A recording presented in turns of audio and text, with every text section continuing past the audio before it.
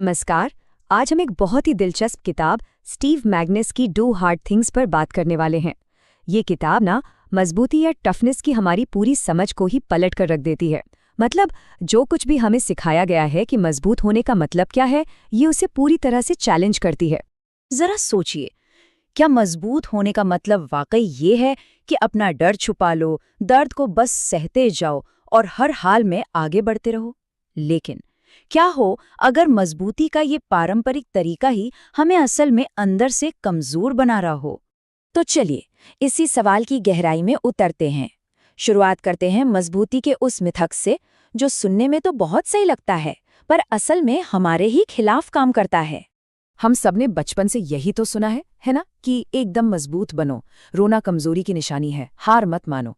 समाज हमसे उम्मीद करता है कि हम एक ऐसा मुखौटा पहन ले जिसमें भावनाओं के लिए कोई जगह ही ना हो। लेखक इसे नकली मजबूती या फेक टफनेस कहते हैं। ये और कुछ नहीं, बस एक दिखावा है। इसमें हम खुद को एक मशीन समझने लगते हैं और डर जैसी भावनाओं को एक कमजोरी। लेकिन सच तो ये है कि ये एक ऐसा मुखौटा है जो दबाव पड़ते ही टूट जाता है। इस दिखावे वाली मजबूती के साथ सबसे बड़ी प्रॉब्लम पता है क्या है? जब हम अपनी भावनाओं को दबाते हैं तो असल में हम उन जरूरी सिग्नल्स को नजरअंदाज कर रहे होते हैं जो हमारा शरीर और दिमाग हमें खतरे से आगाह करने के लिए भेजता है।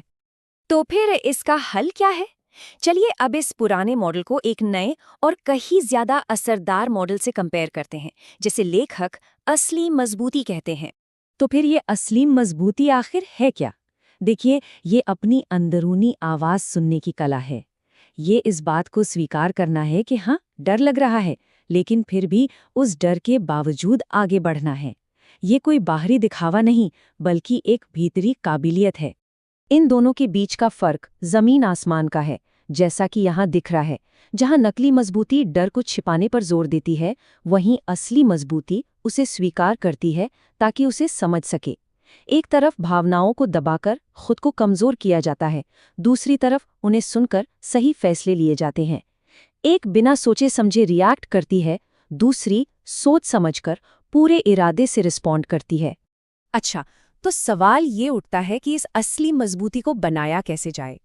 इसके लिए लेखक 4 पिलर्स यानी 4 स्तंभों का एक मजबूत फ्रेमवर्क देते हैं, जो हमारे लिए एक प्रैक्टिकल गाइड की तरह काम करता है।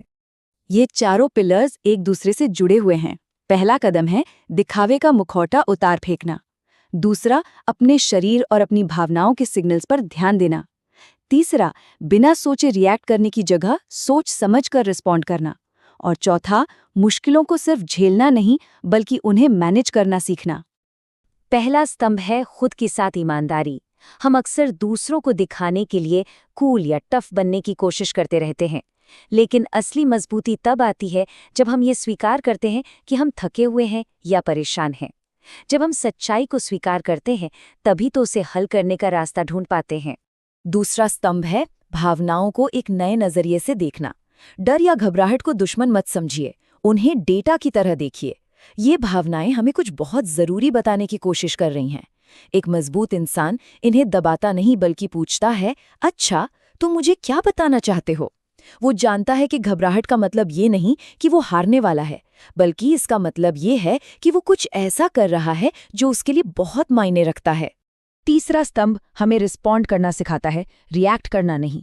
जब भी कोई चुनौती सामने आती है, हमारा दिमाग तुरंत फाइट या फ्लाइट मोड में चला जाता है। असली मजबूती है उस चुनौती और अपनी प्रतिक्रिया के बीच एक पल का फासला बनाना। बस रुकें, एक गहरी सांस लें और फिर सोचें। जब हम सोच समझकर कदम उठाते हैं तो हम हालात को कंट्रोल करते हैं, न कि हालात हमें। और चौथा स्तंभ है मुश्किलों को मैनेज करने की कला। देखिए, मजबूत लोग सिर्फ दर्द सहते नहीं हैं, वे उसे संभालते हैं। लेखक इसे पेसिंग कहते हैं, यानी किसी भी बड़ी चुनौती को छोटे छोटे मैनेजेबल हिस्सों में बांट लेना। हर छोटा कदम हमारी हिम्मत और हमारे आत्मविश्वास को बढ़ाता है। तो ठीक है, हमने इन 4 स्तंभों के पीछे का सिद्धांत तो समझ लिया, लेकिन इन्हें अपनी रोजमर्रा की जिंदगी में कैसे उतारें?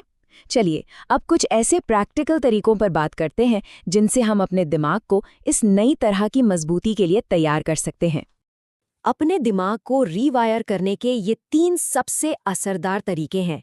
पहला, हम खुद से किस तरह से बात करते हैं उसे बदलना। दूसरा, जानबूझकर अपने आराम के दायरे से बाहर कदम रखना। और तीसरा, हर मुश्किल काम के पीछे अपने क्यों को यानी अपने मकसद को पहचानना। हमारी सेल्फ टॉक में बहुत ताकत होती है। मैं ये नहीं कर सकता कहने की जगह ये कहना शुरू करे कि ये मुश्किल तो है, पर मैं इसे संभालने का तरीका ढूंढ रहा हूं या रही हूं। एक छोटा सा बदलाव हमारी पूरी मानसिकता को बदल सकता है। इसी तरह छोटी छोटी आदतें बहुत बड़ा फर्क ला सकती हैं। रोज जानबूझकर कुछ ऐसा करें जो थोड़ा अनकंफर्टेबल हो, चाहे वो ठंडे पानी से नहाना हो, कोई मुश्किल किताब पढ़ना हो या कोई नई एक्सरसाइज ट्राई करना हो। ये हमारे दिमाग को कठिन चीजों को सहने के लिए ट्रेन करता है। तो कुल मिलाकर ये किताब हमें मजबूती की एक नई और कहीं ज्यादा शक्तिशाली परिभाषा देती है। ये हमें बताती है कि असली मजबूती कोई बाहरी दिखावा नहीं, बल्कि एक गहरा भीतरी बदलाव है। ये कोट इस पूरी सोच का सार है। असली योद्धा वो नहीं जो कभी गिरता ही नहीं, बल्कि वो है जो गिरने के बाद उठता है, अपनी गलतियों से सीखता है और दोबारा चलने की हिम्मत रखता है। मजबूती का मतलब परफेक्ट होना नहीं है, बल्कि लचीला होना है। तो इस बात को याद रखना जरूरी है कि मजबूती कोई लोहे की ढाल नहीं है जिसे पहनकर घुमा जाए। ये तो हमारे अंदर का वो साहस है जो हमें अपनी कमियों और अपने डर को स्वीकार करने और उनके बावजूद आगे बढ़ने की ताकत देता है। और अब आखिर में एक सवाल सबके लिए, इस नई समझ के साथ अपनी जिंदगी की किस मुश्किल चुनौती का सामना असली मजबूती के साथ किया जाएगा?